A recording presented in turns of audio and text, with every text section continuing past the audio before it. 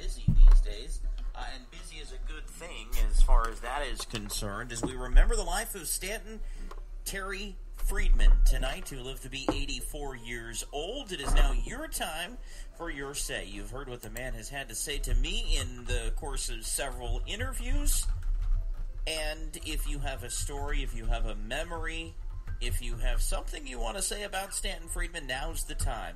The numbers, in case you missed them, 855-790-8255, and that is toll-free if you're in North America. Outside North America, you can ring in the program, 503-506-0396, and ITP51 on Skype. Hello, Dave in Arizona. Welcome into the Parabnormal on our tribute to Mr. Stanton Friedman. Hello, Jeremy. How are you doing tonight? Wonderful. You have a very theatrical voice. Well, I'm just trying to relax. It's been a long day, and when you're a single parent, I don't know, it takes a lot out of you. So my daughter loves your show too. So she does. Well, how old's your daughter? Yeah. How old is she? 7. Well, we've still got. I think that's my youngest listener ever. 7 years old. You're raising her well, Dave. Pay attention. Earlier, she heard one of the UFOs. She says, "UFOs in the news," and I said, "Yeah." She says, "I know what those are." I said, "Oh, you do?" She says, "Yeah, they're the small circular things that fly in the air." I'm like, "Oh, yeah, well, there you go." Well, she's very, very smart. You've raised her well.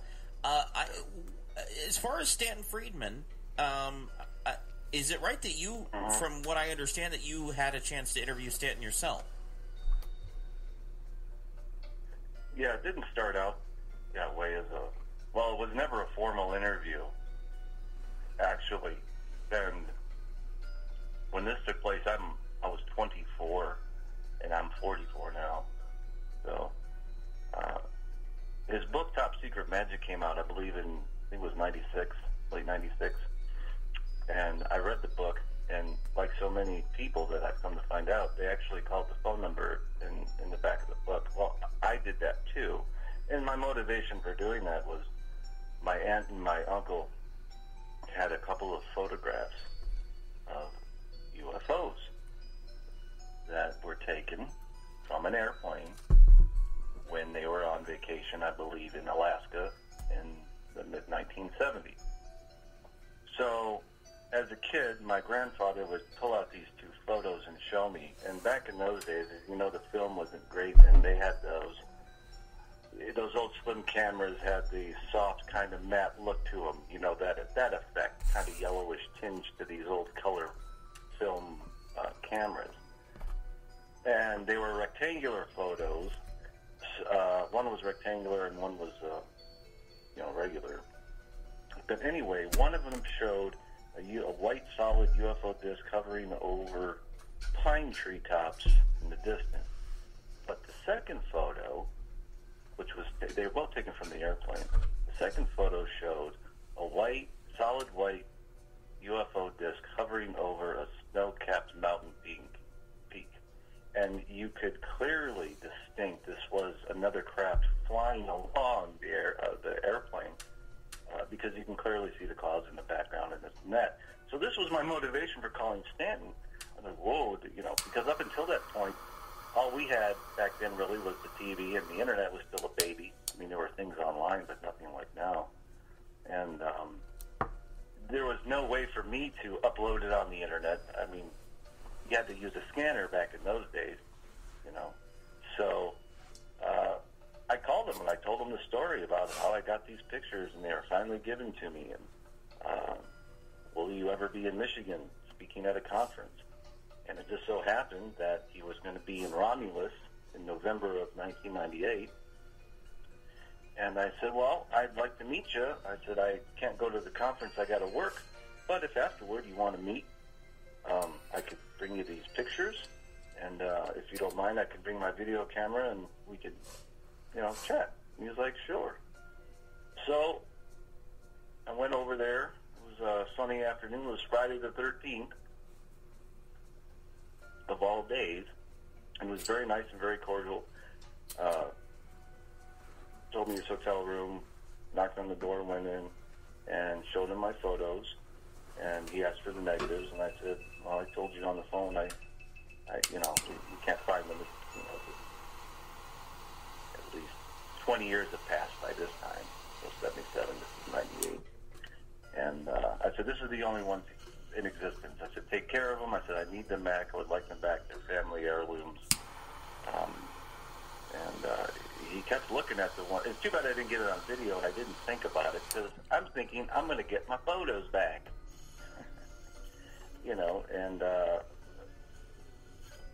So he liked them. He was pretty impressed, and we chatted on video for about 45 minutes, and he talked about betting Barney Hill a bit, and he got into talking about Reagan and U2 and Spine, a lot of stuff that he's been talking about tonight on the show.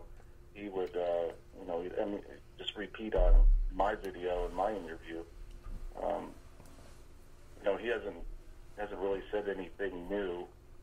I don't think that if I were to release the whole video that I did with him, I don't think it'd be anything earth-shattering or a big revelation. Yeah, Stanton was pretty consistent. Maybe as close as I think we got to it.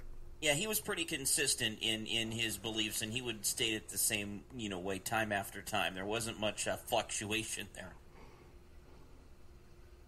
No, and that's what kind of it got to me about him over the years, because yeah, he's out here and he's a great researcher, and being 24 and meeting him, in my eyes that was like meeting a guy like almost Nikola Tesla. Because up until that point, that's all we had was books in the library and whatever they showed on television, and whatever we could, like I said, the internet was a baby. But he was gracious, though, when he would come to town. I lived in Phoenix. I grew up out here. So I think in the early 2000s he had come out for a talk, and I brought my friend Dan along, and he got to meet Stan, and we talked about UFOs, and I said, it's been a few years. Can I have my UFO pictures? See, this is the thing I don't understand about Friedman. He was, great, but why didn't he release these photos?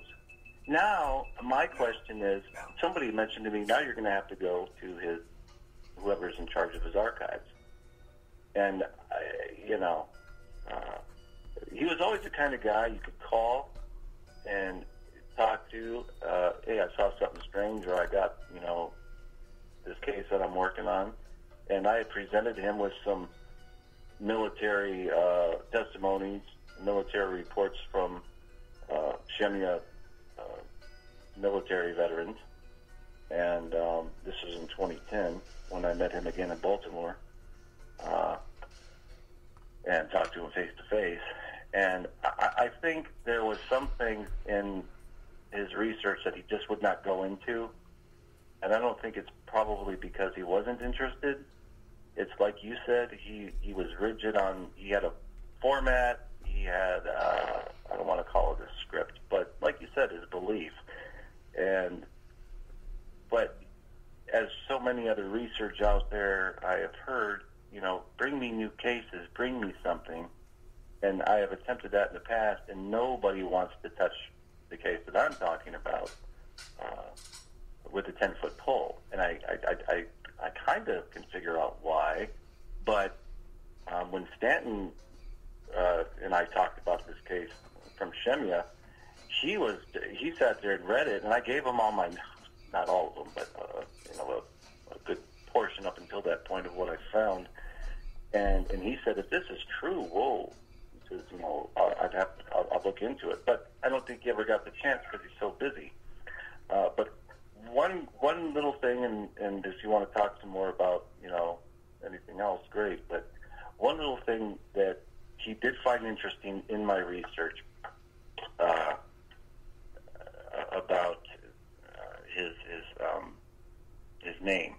Now, do you ever recall over the years of him being accused of being in the CIA? I don't know. I don't recall that. Is there any reference to that online anymore these days? Well, I'll say in the old days, and when I'm referencing the old days, I'm talking more than 20 years ago in UFOlogy, because I remember distinctly back in, I'd say, late 80s to about 97, he being Stanton Friedman, was accused of being a CIA agent, and he actually told me the story on one occasion. He said the only government agency I ever worked for was, the U.S. Post Office, and we had a good chuckle about it. But here's the thing about my research into Shenya. So when I was telling my friend Chris about Stanton Friedman, I said, well, you should talk to Stanton about your case. He'd be interested. And he says, okay. Now, all this was communicated through email. So I'll just read you what he wrote me, because then nothing is misconstrued. Chris, is it okay if I speak with Stanton Friedman about your case? ? He writes back, yes, it's okay with me to speak with Stanton Friedman as long as he's not the Stanton Friedman that was working at Shevia for FTD of the CIA during the time I was there. That's Field Training Detachment Central Intelligence. That man was in charge of monitoring all the data and Cobra Dane personnel. He had previously worked on SR-71 development Black Ops. The man's office was connected to the tactical operations room by a door. We were on the 9th floor, so was he, and we spoke often. Today, now this when he wrote this was in 2010, he would be about 76 to 78 years old, white, about 6'2", small frame, angular features. So basically when he saw the picture of the UFO researcher Stanton Friedman, he said, no, that's not the same guy. So when I told Stanton, hey, I found there was a CIA guy with your name, he laughed about it. And I said, well, what do you think? I said, that's pretty big because you've been accused. And he didn't seem to care much. And maybe because being in the public eye like him, you're used to all sorts of accusations and sorts of, things being called by naysayers. Well, you might find this interesting, Dave, that when looking up a story about Stanton, there was actually a story about, I think, a gentleman with that name who went missing from his family, just like picked up and left. And I thought that was very interesting and kind of ironic based on what you've told us. Mm-hmm. But Chris apparently, like I said, because I still talk to him about what happened to him and everything. I mean, this has been almost 9 years and going on. There's just so much stuff. But when I told him Stanton Friedman died, I said, remember when you're talking about how you knew the Stanton from the CIA? He said, yeah, don't go poking around. He said, you don't want to rattle those cages. So he warned me to stay away, and I haven't even begun to look, So, because the military, he was warned after what happened to him, he was warned by General Boswell not to say anything until he died, basically. He was threatened, I don't want to say with his life, but when we did an interview with John Wells, he did get death threats. So he will never come back on the air again, unfortunately. He got scared off the air right when we started talking about the story publicly back in 2015. So, but he did talk to Stanton several times, and Stanton, he said, I don't think Stanton really believes my encounter, and because I don't think it goes along with the mainstream story that we often hear. But I have to say, he was very nice to me. Always gave the time, courtesy, and effort, and he was willing to talk with anybody. Yeah, and I appreciate you sharing the story. Do you mind sharing a little bit more detail about those pictures? Yeah, like I said, the one picture that was really clear, a solid white disc, and it's covering a snow-capped mountain peak. And I joked, I said, what is that, Mount St. Helens? Of course, I don't know, where it was. And my uncle couldn't remember if it was Alaska or Washington State. My aunt was sure it was